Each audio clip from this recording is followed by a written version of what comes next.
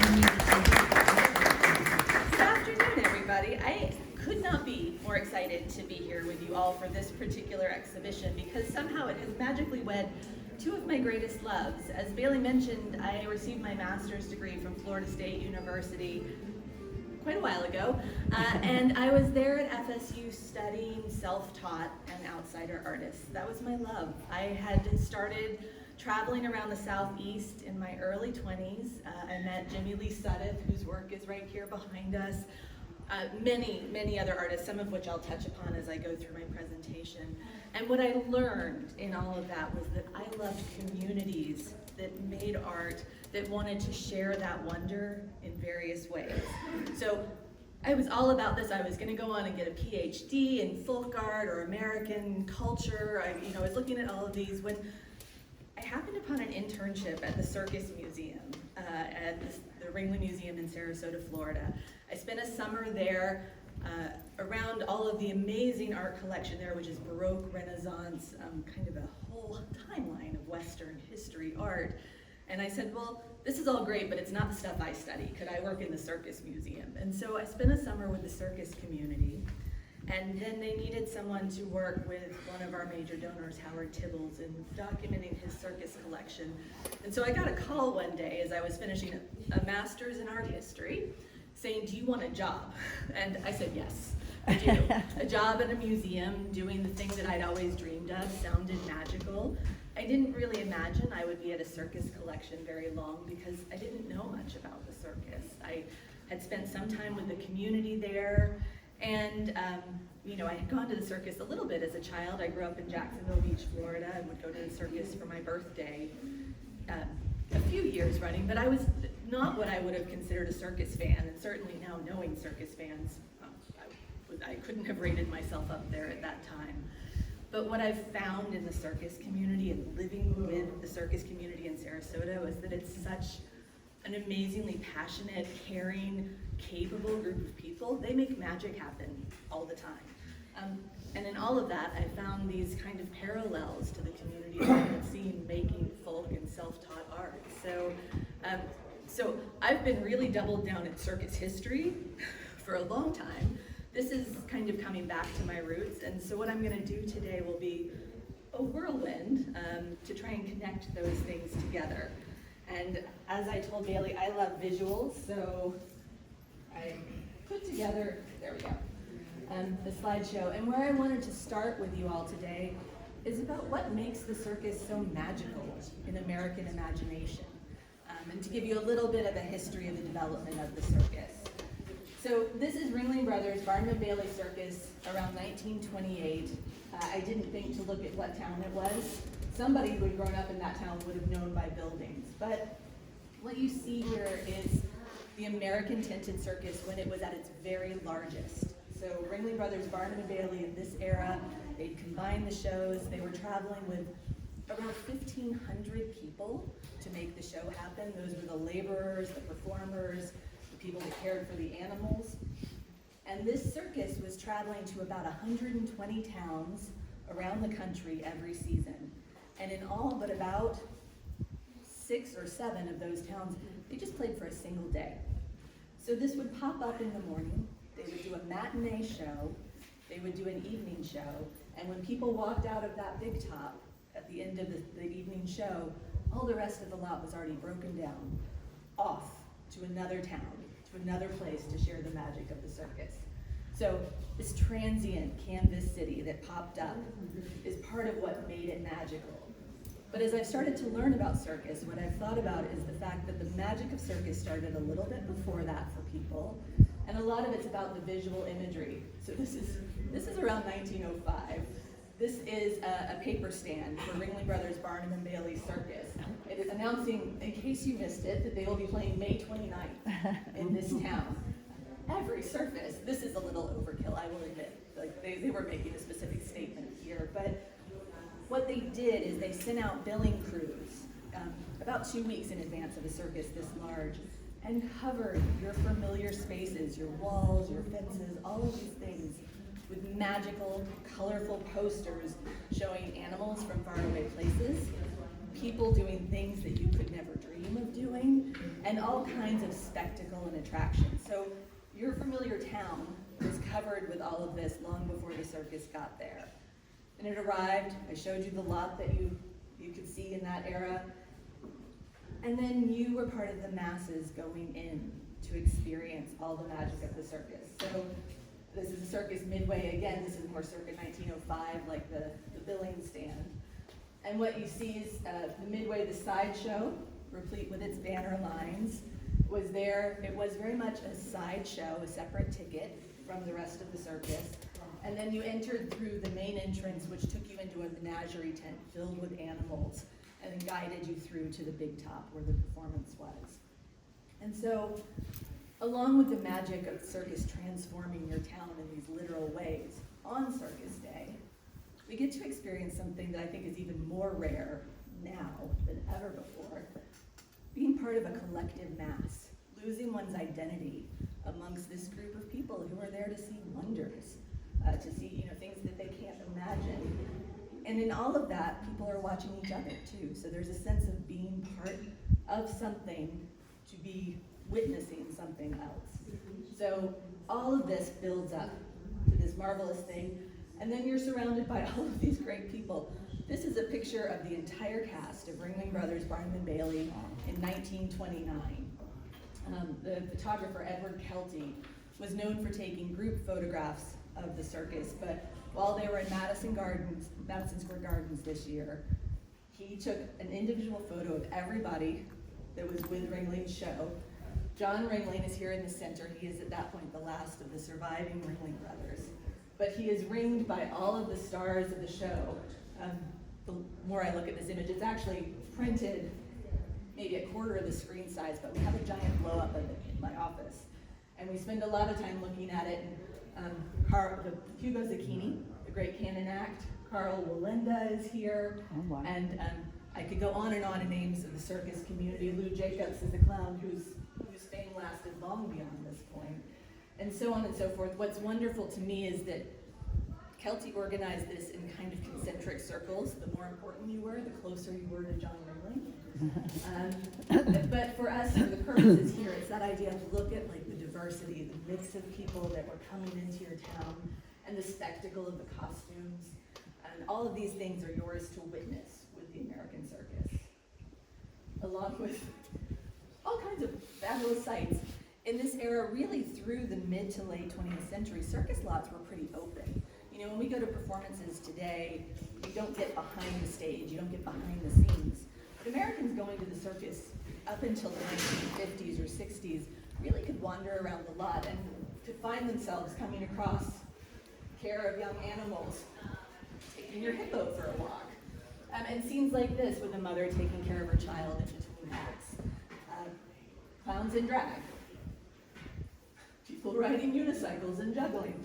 So on and so forth. Everywhere you looked on the circus, it was a feast for the eyes and a showcase for the wonders of humanity. So that's the magical part of circus. It's what I think helps grab all of our attention, what makes many different people want to grapple with circus through whatever means they can.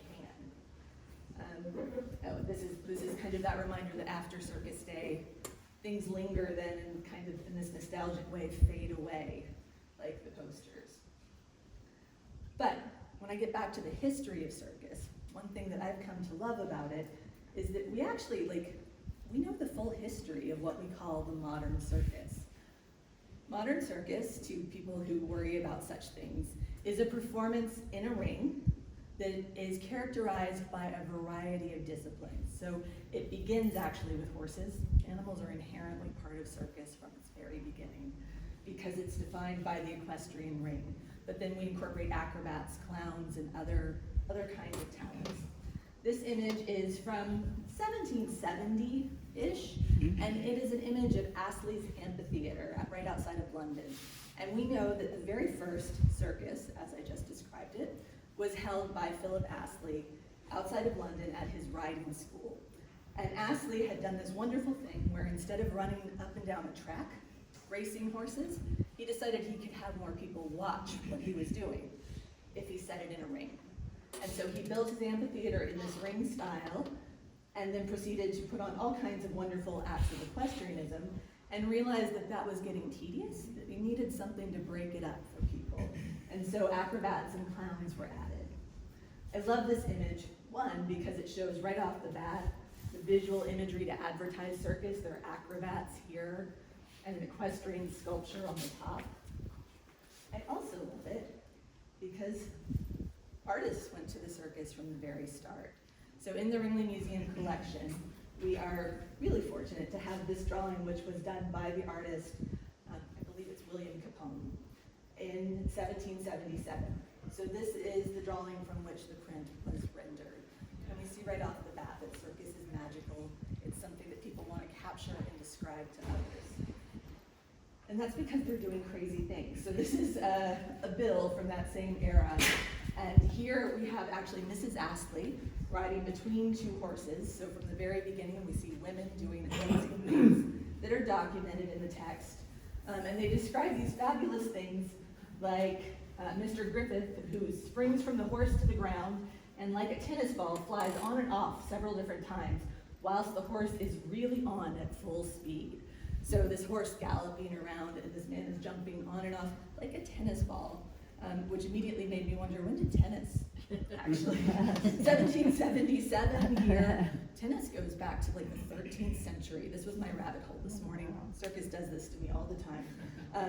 And interestingly enough, this 18th century is when outdoor tennis, like lawn tennis, actually becomes popular in Britain. And it will very shortly after this actually kind of flag and be of less interest to people, but Astley was already picking up on it and using that kind of vocabulary to get people's interest. So, shortly after Philip Astley starts the circus, it's the art form, the presentation style starts moving throughout Europe, and in 1793, it comes to the United States, very, very young United States. A Scotsman named John Bill Ricketts, who also was an equestrian like Philip Astley, brought his circus to the States. He traveled overseas. He set up this building, this circus amphitheater, in Philadelphia, beside the courthouse and Oler's Hotel, which is really important in 1793 because that is where Congress was meeting. So from the very beginning, circus and government are tied together in ways that maybe we regret now, but yeah, circus people get really grumpy when you compare politics to circus because you have to be really organized to do what they do. But still, the ties are there from the very start, and we actually know, it's documented that because Oler's Hotel was a venue for a lot of events related to the early government, they had birthday parties for George Washington, which were so well attended that they couldn't fit them all in the hotel, so they had the dances in Ricketts Theater. And legend has it, and this seems to track because of a number of sources, that George Washington sold one of his horses to Ricketts. So his war horse, whose name I've now totally forgotten, ultimately belonged to the circus, and we do know that Washington attended some of Ricketts' performances. So again, from the very start, it's mixed in. What's fascinating is circus here, it's in a permanent venue. This is the way that European circuses still often are today. It's the way that Astley started it. It happens to have a canvas topper on it, I think mostly because that was an affordable way to top a building in that time. But even then, they were doing all kinds of spectacular things outside of the tents. They were having balloon ascensions, and different kinds of spectacles to draw people in, much like the Midway would become later. So we start there, and permanent building. This is again 1793. He's there in Philadelphia for about a decade and then starts moving, but he's always setting up permanent venues. In the 1820s, a number of businessmen undertake moving circuses into tents. And so from the 1820s on, the American circus is mobile. That's the beauty of it, is that it can travel around. They don't have to put on new acts all the time. They can take one set of acts and find new audiences. And they're so dynamic about it that they find every which way they can to travel. So this is an 1850s poster for the Spalding and Rogers Floating Palace, which I so wish I could have seen. So a riverboat that was traveling in the Midwest, and you would board it, And inside was the amphitheater in which you could see these acts. All kinds of remarkable equestrian acts, again, are the basis of the shows throughout the early part of the 19th century. But this is high society. You see men and women dressed for circus. This is, again, more of the European model of what circus could be. And it is actually a riverboat circus that ultimately would inspire the Ringling brothers to want to start their own show. In the same time, 1850s, we start to see a birth of celebrity culture around the circus. So, any guess on who this figure is? Anybody ready? I'm related. Are you married? Great-grandfather. Oh, that's amazing. Great-grandfather, yeah. Oh, I love this. We're gonna have to talk later. Yes, we are. So you want to tell everybody who he is? Well, he started Dan Rice Circus. Yeah. So Dan Rice, well known, you can see Dan Rice's circus, and he's combined here, coincidentally, with Spalding and Rogers, who we just saw. But Dan Rice was, we call him a clown historically, but a very different type of clown than we think of today. So in this era, we're still talking about a one-ring circus. And so Dan Rice was an orator.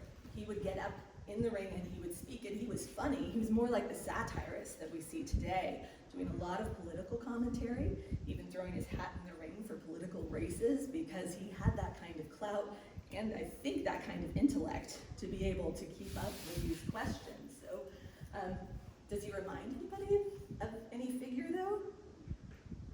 Dan Rice allegedly is one of the kind of inspirations for Uncle Sam, for that figure that we have of US democracy. And a lot of it was because he spoke his mind. He spoke the word, he talked about what was going on in the world. And he had that platform of the circus ring to do it in. So he was very well known in his time, as was, of course, P.T. Barnum. So Barnum is now inextricably tied to the circus in America, but ironically, we like to call it his retirement project. So Barnum had really entered the world of popular entertainments in the 1830s. He displayed Joyce Heth. She was a formerly enslaved woman who Barnum and some of his peers billed as the nursemaid to George Washington. This woman was not old enough to have been that. She was displayed in that way. That's his start. But then he goes back and forth. He is in politics. He founds hospitals. He has the American Museum and several other iterations of museums around the Northeast, where he's really marrying arts and science and culture in interesting ways. Barnum was trying to show the wonders of the world to people and make some money at the same time. So in 1871, Barnum's name is so well known in the United States that he is approached by this gentleman, Dan Costello. Dan Costello has a circus. He's an equestrian and has become a clown. He has the passion for performance, but he has a name that doesn't carry anything. So he goes to Barnum and says, I know how to do this. Give me your name. Let me use your name. And that's where Barnum starts into the circus business. Barnum's 60 years old at this point in time, but he's a really smart businessman and really good at the advertising. So he's wise enough to pair up with Dan Costello and then to continue to grow that name and to partner up with people who really know the logistics of traveling the circus. One of his partners is, shortly thereafter, William Cameron Coop, was again a great logistical mind for the circus. And it was Coop that suggested that if the circus could travel by rail, then they would be able to go to more towns. So you could jump further with each day. And once you can jump further, you also can make your tent bigger. So you can add another ring, not just one ring, but two, and then ultimately three. Because basically, if you're going to play one day, you want enough seats that you can accommodate as many people that can get there. And so this is how the circus grew from one ring to three under Barnum's watch with his partners. And truly, they did travel on these trains that were spectacles unto themselves, and people would turn out to see Circus Day, and even to wave at the trains as they went by. Barnum also knew how to promote things really, really well. Obviously, I could do a whole talk about Barnum in and of himself several times over, but Jumbo is a particularly fun and tragic story to bring up, because the elephant Jumbo was in the London Zoo, and Barnum decided that he needed to bring him here, that that it would be a great attraction, that people would come see this elephant that was so beloved by Queen Victoria and by the British people. So he worked a deal, and he bought the elephant. The British press was in an uproar. They were very upset that this national treasure, who was an African elephant that had been imported to London, was being shipped overseas. But Barnum got him here nonetheless, and that is actually where the word jumbo entered American vernacular. So we can trace back and see that the word jumbo starts describing something of extraordinary size because of this particular elephant. Barnum ultimately partners with James Bailey. Of course, that's the name that we all remember now, Barnum and Bailey. James Bailey was an orphan and had no particular roots, but joined circuses as soon as he could as a child, and was apparently just a brilliant businessman. So in 1881, they finally partner under the title of Barnum and Bailey. And this is one of my favorite posters in the collection just because it says everything that circus wants to be, right? You've got 3 circuses and 3 rings, 2 immense elevated stages, a mammoth horse fair, rare aquatic sports, a huge aquarium, 2 menageries, exciting athletic games, museum of marvelous wonders, all kinds of thrilling races, an extensive aviary, and more, and more. And they are honorably conducted and honestly presented. So not only are we going to show you all of these marvelous things, which they did, but you can trust that you and your family are safe. This is a turning point for circus where we start to see it become something that the family comes out to see. And we start to get this just marvelous language around it all. At the same time, in Wisconsin, actually Iowa to begin with, there are 5 brothers who dream of running a circus. So the Ringling brothers, back up, there are actually 7 brothers who were born in the Ringling family plus 1 sister, but only 5 of them owned the circus. And so Al, the oldest of the Ringling brothers, had started a career. He worked in his father's harness shop to begin with, but as soon as he could, he went out on the road and was doing acrobatics. We have a newspaper article from around 1879 about Al performing by balancing a wagon, or a wheelbarrow on his chin. So not only did he ultimately become a circus impresario, but he could balance things. So Al Otto, who was known as kind of the treasurer, the King Otto, handled all the money. Alf T, Charles, and John Ringling, who obviously I have specific ties to, were young men. John was only about 13 when the boys actually set out to start their circus, but they had seen the likes of P.T. Barnum, and they dreamed of starting a show that they could travel and entertain people with. So in 1884, the brothers were fortunate enough in their first actual year of managing a circus to partner with a very famous old showman named Yankee Robinson. Yankee Robinson had a good name in the Midwest. His show was popular and trusted. And so the brothers went on the road with the old Yankee Robinson and Ringling Brothers double show. First time we see their name in print. Also, the very last time that their name goes under anybody else's. Yankee Robinson died at the end of that season. We have some really lovely notes from Charles Ringling chronicling that story in that season, but the boys had learned how to make a successful circus through all of that time with him. And they immediately put their name at the top of the billing and went on to do kind of amazing things. In less than a decade, they were opening their shows in Chicago, so paralleling the Barnum and Bailey show was opening in New York. They were at the height of a 3-ring circus, traveling by rail. They had modeled themselves after the successes they had seen, and were bringing all kinds of talented performers to the Midwest. At the same time, 1903, Bailey is the last of the Barnum and Bailey partnership, Barnum having died in 1891.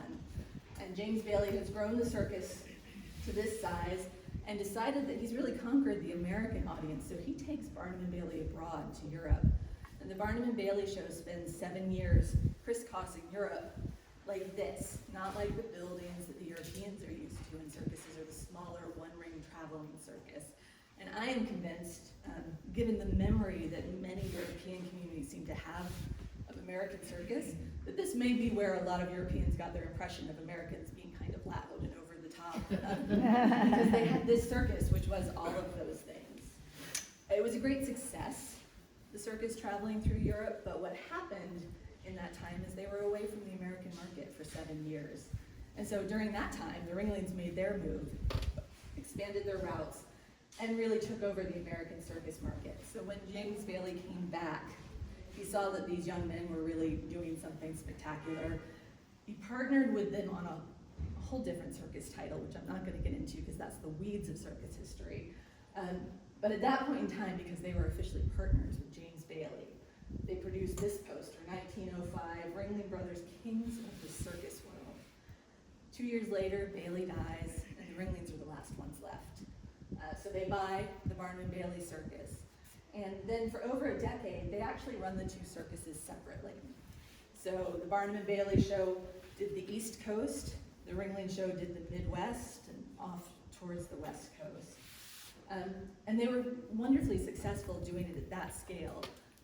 The brothers were growing older as they started to pass away, and then ultimately the flu epidemic that broke out in 1918 was kind of the end of their ability to run two giant circuses together. So 1919, we see the combination of Ringling Brothers, Barnum and Bailey, as we know it today. And it does truly become a record-breaking giant of all exhibitions. So this is where we get to the circus that is at the scale that I showed you earlier. And it is magical. It's transforming towns. It is bringing talent from all around the globe, all kinds of individuals, and all kinds of spectacles. Electric light was seen by people under the big top for the first time. Automobiles, bicycles, all of these things happen under circus tents. And now I do the most unfair thing I'm gonna do because I've already swept through like 100 years of circus history. So I'm gonna skip over 50 years. And I am skipping one very critical date. 1956 is the last year that Ringling Brothers, Barnum and Bailey performed under a canvas big top. So after that point, there are still a lot of truck shows, a lot of smaller circuses that are traveling America, but the big one, as they call it, stopped going under canvas because when you think about that circus lot and the space that it took up, there just wasn't room in the world for that to happen on a regular basis. And so they moved into arenas. And as part of that move, they started working with individuals who were producing musical tours, like concerts. And one of those was Irvin Feld. So Irvin Feld had gotten into the business producing rock and roll. He helped put Buddy Holly into concert venues and others. And he loved the circus. And so in 1967, in what I think is the best PR photo of all time, Irvin Feld bought Ringling Brothers, Barnum and Bailey from John Ringling North, who is the nephew of the brothers, in the Coliseum in Rome, witnessed by a lion cub. This is his partner, Judge Hawkins, who was a silent financial partner in the endeavor. But Irvin really transformed the show. When it went into buildings after 1956, the Ringling contingent didn't know how to create the spectacle and the magic that we had seen with a tented circus. And so the shows always felt a little dim and a little underdone. Irvin, and then later his son Kenneth, poured money into the production. If it had, 1,000 sequins on it, it probably needed 5,000. If it had this many lights, it needed twice as many. And so everything went into creating like really rich visual spectacle because the backdrop now was a building that people were going to be going to all the time. The building wasn't special anymore. So they really transformed and revolutionized the way you thought of circus in buildings. And their family actually continues that to today. So my first plug for Go See a Circus is that the Ringling Brothers, Barnum and Bailey did close in 2017. They stopped touring animals, but they relaunched 2 years ago and are doing circus in a new way for a new generation. So they're out on the road. They'll be back touring starting in Florida in January. So I'll come back around to that in a minute. And now, in my sweeping moves, how did I get here? Sarasota, Florida became the winter home to Ringling Brothers, Barnum and Bailey Circus in 1927. That was when John Ringling, who was the last of the brothers at that point in time, had done major development in the Sarasota area. And he made the very good thought that you could have your circus winter in Bridgeport, Connecticut, which is snowed in, or you could have it in Florida. Have the winter quarters become a tourist spot. And so one of the earliest parks, tourist parks, was winter quarters in Sarasota, Florida. And this is an overview of what it looked like. This is an image from late 1940s, early 1950s, but they would have a big top set up where they could do performances and practices. You can see all the trains were able to come into the quarters. This is a ring barn for practicing, another barn space for practice. This was called the sail loft, and on the second floor was where they actually made the big tops. The bottom floor was where various animals were kept over time. So all of this was open to the public for a fee. And so again, Ringling kind of pioneered a little bit of the Florida tourism trend right there in Sarasota. And what it meant for us was that the circus community moved to Sarasota. So I very proudly say that Sarasota is the home of the American circus, and we still today routinely have visits from Zucchini's, Walinda's, all of these marvelous circus names who are there with us. In 1946, the Ringling Museum's first director thought that in order to tell the story of John Ringling, who would establish this wonderful art collection, we should have a circus museum. So this is the early circus museum, and I'll show you a little ways down the road how that has changed over time. But we were really fortunate to benefit from the material culture, the wagons, the costumes, the stories, and the people of the circus. Also, we benefit from the dreams of people who fell in love with the circus. And one of the things that really drew me to the position was the chance to work with Howard Tibbals, who made this model. So the Howard Brothers Circus model is based on Ringling Brothers, Barnum and Bailey in that era that we saw earlier. When the circus is traveling at its very largest, it is a model composed of over 45,000 individual pieces and shows everything about what is happening on Circus Day. So Howard, who passed away a couple of years ago, really inspired my passion for circus. And this is where I'm going to pivot and be a little more personal about this whole thing. Because I started the master's program at FSU, and a professor looked at me and said, "Do you like folk art? There's this guy making a miniature circus. You should meet him. He's made 7,000 chairs." And Howard never thought of himself as an artist. He was making a document of what the circus was. The Howard Brothers Circus model is like a perfect 3/4 inch scale replica of the circus. Every detail is there. But still, he was a world maker. Like this first Howard that I met, it is where I come full circle to all of these things, because years and years ago I met Howard Fenster at Paradise Gardens and had the great joy of sitting down and talking with him. And I love this, I've always loved this image, and I remember this sign in Paradise Gardens because the wording on it. I took the pieces you threw away and put them together by night and day. Washed by rain, dried by sun, 1,000,000 pieces all in one. Mm-hmm. Howard Fenster walked through the world looking for magical ways to reinterpret what he found and to share a message that was very important to him. Howard Tibbals did the same thing, he just did it for the circus. And so it was the right place for me to be working with Howard Tibbals. But it took me back to these times. Wallace Simpson and his Whirligig Farm. I don't know how many of you have been to Cullman, Alabama, and the Ave Maria Grotto. Brother Joseph, who was a monk, a Benedictine monk, built this marvelous miniature of all of the religious sites of the world in Cullman, Alabama, which is kind of the middle of nowhere. But it's magical, and it's again an individual who had a vision and had this purpose and wanted to share it. And so I see that time and again. But with Howard Tibbals, I've said to people offhand, I don't know why someone would have a calling, as it were, to make a miniature circus. But Howard started making it when he was 17 years old and worked on it for 70 years. He had ideas about things he wanted to add a week before he passed away. So it's a kind of magical space in that way. Alexander Calder found magic in the circus. He started his Cirque Calder in 1936 and worked on it for probably the next 30 years. And in fact, the Whitney Museum, if you go online, they have a video of him performing his circus. So that inspiration of circus isn't unique to Howard Tibbals, and that brings us kind of full circle into the folk art world. This is my aside, I forgot about this one. Circus and folk art keep following me. Someone once showed me this quilt. It's a bird of paradise quilt at the American Folk Art Museum. And right in the middle of it is a circus elephant. So it's got all these marvelous birds and flowers and all the things you expect in a folk art quilt.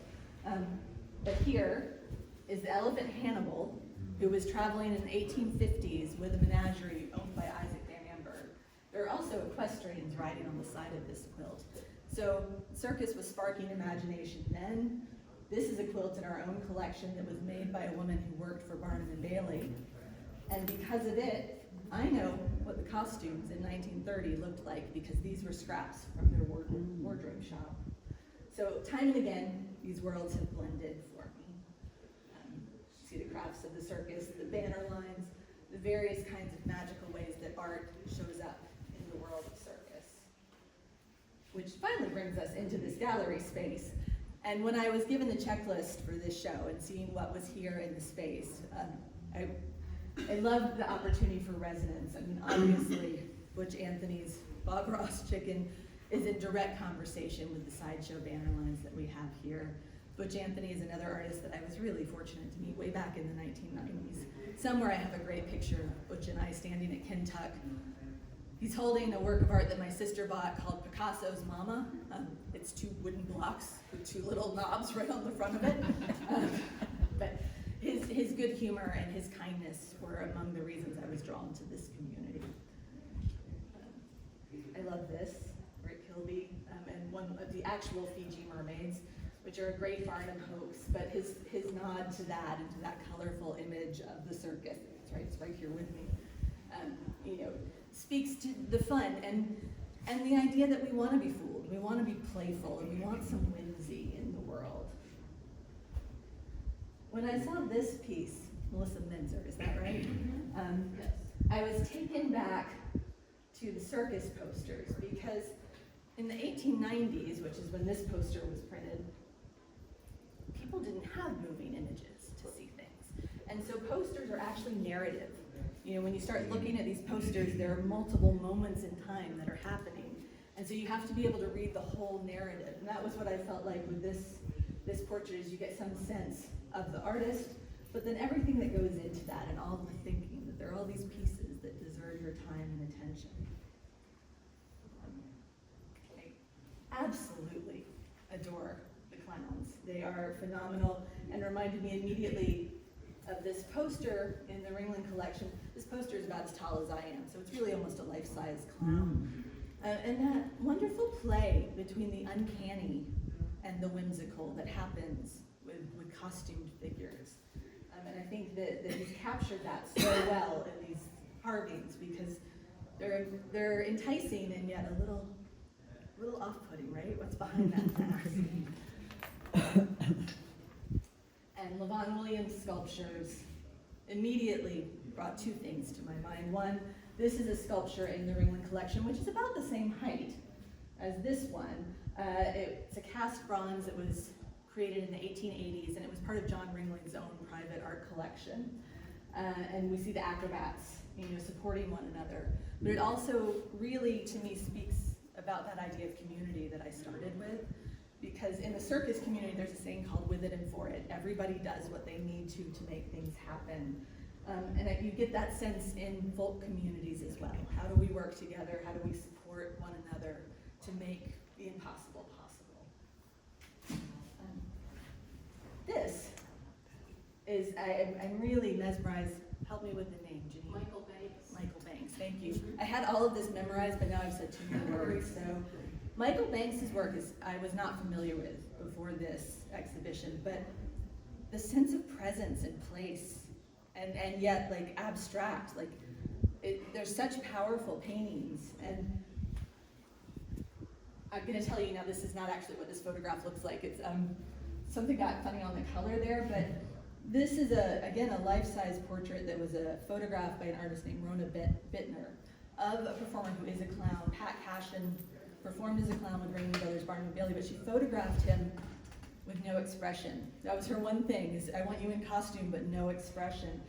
And it really highlights, almost more so now, that kind of strange wall that comes up. And I see that here in Banks's work, that same idea that there's something a little bit unknowable and a little bit distant, but just so inviting and so curious. So his fascination with clowns has me totally fascinated. And then coming back to Melissa Minzer, this summed it up to me. This is my life. Some days the lion eats you, some day it's your friend. So I really appreciate all of the different artists in this exhibition and the sensibilities that come out with their great love of imagery, of taking something that is known to us all, but putting a unique tilt on it and making it accessible and interesting and individual, just like the circus always does for the world. So, one of my favorite quotes by Ernest Hemingway, "The circus is the only ageless delight that you can buy for money. Everything else is supposed to be bad for you, but the circus is good for you. It's the only spectacle I know that while you watch it, it's the quality of a truly happy dream." I would argue that some of the artwork here can do that as well. So as a quick wrap up, I invite any of you who have not been to Sarasota to come visit the Circus Museum. I have 2 buildings worth of circus collections. We have the miniature circus, we have a railroad car, we have wagons, we have costumes, and all kinds of marvelous things. These are a couple of the galleries to give a sense of it. We also have a whole museum of art, a 66-acre estate, a historic home that belonged to John and Mabel Ringling, and a 18th century Italianate theater that was brought here by the first director who founded the Circus Museum. So it is a place filled with wonders, and a place that I feel very privileged to be part of. And my final plug, and this is my last slide, I promise, is go see a circus. I've put up here, and I'll just leave this up for a minute. These are shows that I know are coming kind of generally in your area over the next couple of months. It's circus season in Florida. There's all kinds of great shows out there. Loomis Brothers is a very traditional circus. Cirque de Paris is a one-ring show founded by a family out of Paris. Bernardo's Circus is another one-ring circus with a lot of heart. They're an amazing crew. Ringling Brothers is performing in a couple of towns somewhat close. And then on the oddball side of it, Mr. Swindle's Traveling Peculiarium really is 18 and plus. It's a burlesque show, but it gets kind of naughty. But it's fun. It's incredibly fun. So I invite you all to see a circus, enjoy the circus material here, and yes, I'm happy to answer some questions. I can't help but wonder the influence of bringing Disney, like if the circus had the influence of Disney bringing his dream to Central Florida from Anaheim. Yeah. Do you know anything about that? Not very, very specific, but Ringling and Disney have had connections since, really since like the 1940s. We see Disney characters in Ringling productions, so there was a back and forth. Because Disney really started with Disneyland, Yeah. you know, that, like it was that, but the Winterpers was kind of a test case, and the original Disney World did have Circus Land, which they've now brought back in essence. So there's always a tie-in, but I don't know the business, like a specific I guess what I was thinking was like, I mean, definitely I could see the influence of circus in Disney, clearly. But I kind of wonder if using Sarasota as a home base at that time, like if the fact that that was established in Florida and became a home base, I guess if that caught, or if Disney was aware of it, I mean, if that was even at some level an entry point to get his attention that this was happening here. Yeah, I'm gonna admit it's one of those areas I haven't done enough depth on, but we do know that it was kind of a proof that people would come and pay for attractions. You get Cypress Gardens and you know all of the different little attractions show Disney that it was a viable place, and then that he filled in the swamps to make it happen. So yeah. It's gonna take more than one day. Where's the best place to stay when I arrive? Oh, you are very right. It does take more than one day. I always try and tell people that, and I forget. On the best place to stay. I'm going to be candid too, since you're all local. Don't come to Sarasota from like January through April, because that's our high season. Right. And you'll pay too much. There'll be too many people.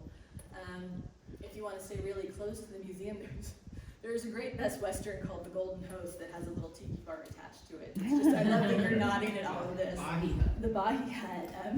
That's just down the road. Yeah, and also we're really close to the airport, so there's airport hotels. So, you know, if you want a place to just jump in and out, those kinds of places are very convenient. And then other than that, like, there's also amazing beaches. You know, we have beaches that are often rated top beaches in the country. How many days is it gonna take me to get the full experience? I can't answer that. Everybody's too many. different. Yeah, so the circus galleries alone are over, I used to have this number right rolling off the top of my tongue, like over 65,000 square feet of circus galleries. Wow. And that's just the circus. The Museum of Art is equally as large. It's an extraordinary art collection. There's an Asian art collection. There is a studio glass collection in another building.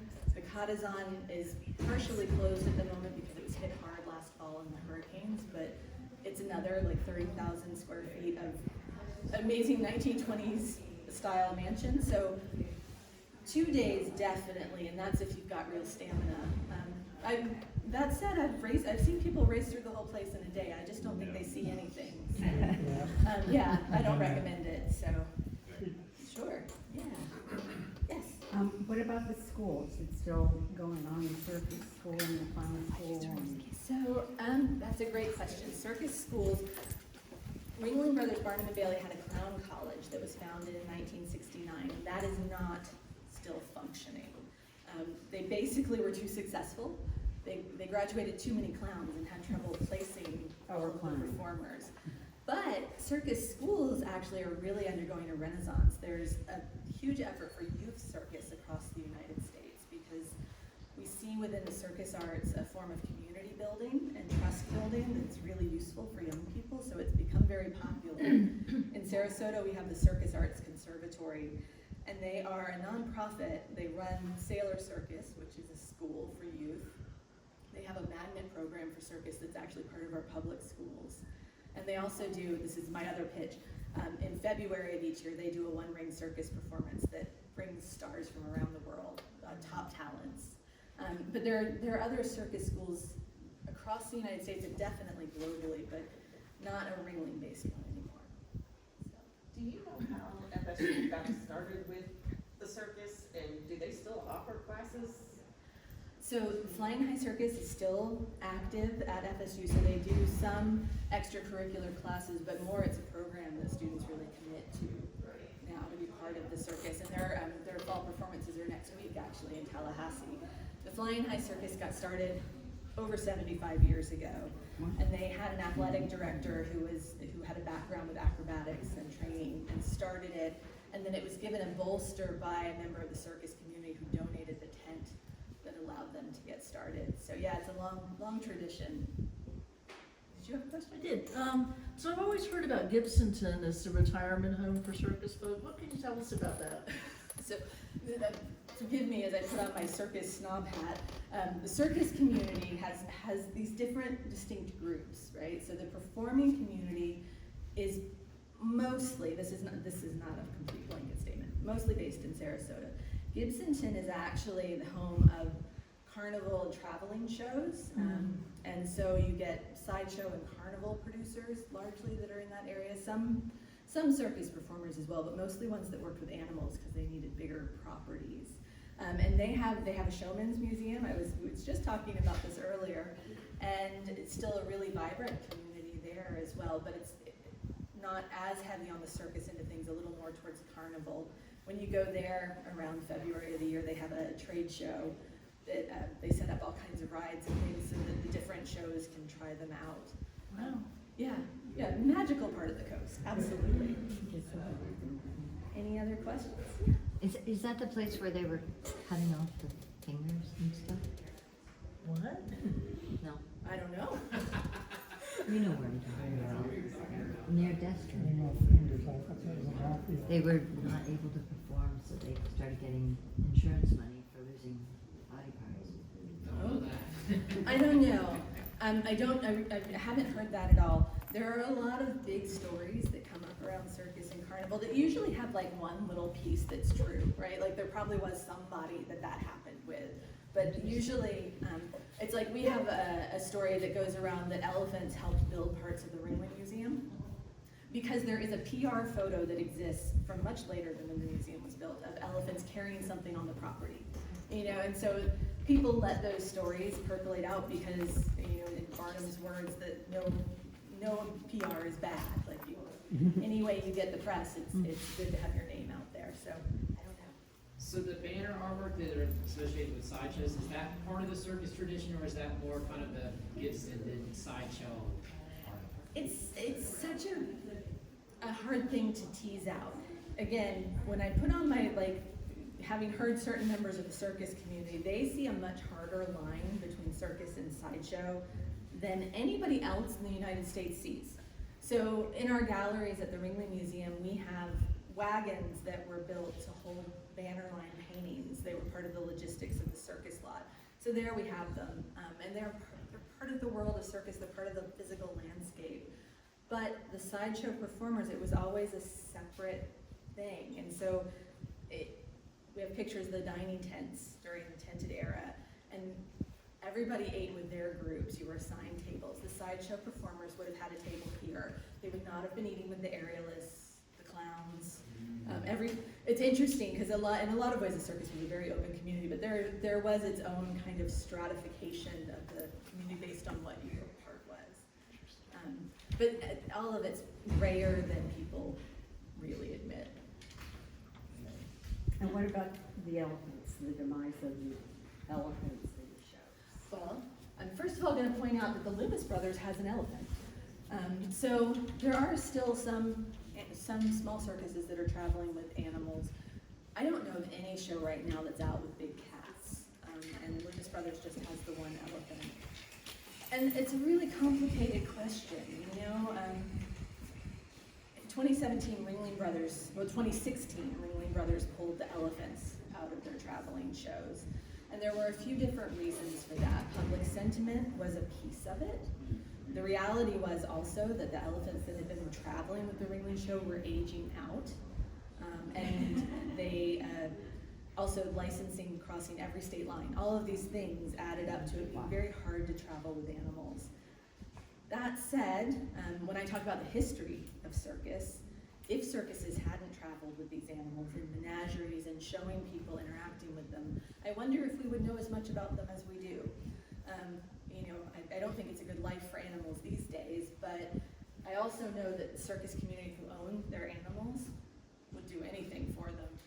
So it's been really complicated in that way, and it's a hard thing within the community because I think a lot of the circus community is very hurt that they can't do what they love. And in some ways, because they can't do that, touring with performing animals, they can't afford to keep the animals. So that's become a problem. In Sarasota, that's been answered in some ways by a number of the families actually forming different sanctuaries. So there's an elephant sanctuary in Sarasota. Add this to your list of things to do in Sarasota. There's the elephant sanctuary, there's a bear sanctuary, Paradise. There is one for sea lions. And there's and the big cat habitat. So, you know, and what they're doing there is they're doing education about these animals. So Is that the one up in, outside of Fernandina? no, that's a different one. That's part of White Oak. And Yes, so I thank like you. where they have the cats. Yeah, White Oak Plantation is its own kind of sanctuary, and I know a number of the elephants that were kept by Ringling Brothers were ultimately placed with White Oak. So Ringling Brothers had a sanctuary here in Central Florida that was just for their retired elephants. It was beautiful. I had the great joy of visiting a number of years ago, and they were talking to me that first of all, they had all kinds of enrichment for the elephants, because the elephants actually missed performing. And they had one elephant that they were getting ready, although she was older and could no longer perform, to put back on the road because she had been at the sanctuary for about a year and was still unhappy. And what they finally realized is that she missed her herd, the elephants that she had traveled with. And so they were going to put her on the road, knowing she wouldn't perform, but so that she could be with there. So having the backside view of these kinds of things and the interactions of the people with these animals, I understand all the concerns, but I also have seen just beautiful relationships there too. Do you know anything about the circus that used to winter in De Leon Springs? I think it was Cole Brothers? Cole Brothers, yeah, they were right outside of DeLane, right? Oh, yeah, yeah. Yeah, the Cole Brothers Circus. So Johnny Pugh, who owned that circus, passed away a couple of years ago. Cole Brothers this is terrible, I should know this off the top of my head, but they're not traveling anymore. I think they kind of dispersed. They had a lot of problems actually from animal activists. They really were frankly terrorized by activists, with a lot of acts of violence against the circus. So. But you know, they had winter quarters there for a couple of decades, and it was a roll-off from the Ringling show. A lot of the people who put together that part of the Cole Brothers had a background with Ringling. Oh, I see. So, yeah, I had lunch with Johnny Pugh once in the middle of DeLand, Florida, and he was telling me all about his father who had come from Britain during World War II with showgirls. Digger Pugh's girls would come back and forth to perform in American circuses, but they were using it to smuggle nylons. Because it made sense that showgirls would have nylons, and during the war shortages, these things were very valuable. It was the most fascinating conversation. So, well, I thank you all. I'm happy to stick around and answer some one-on-one questions, but I need to talk about you guys. But I invite you all to look around and enjoy. Thank you so much.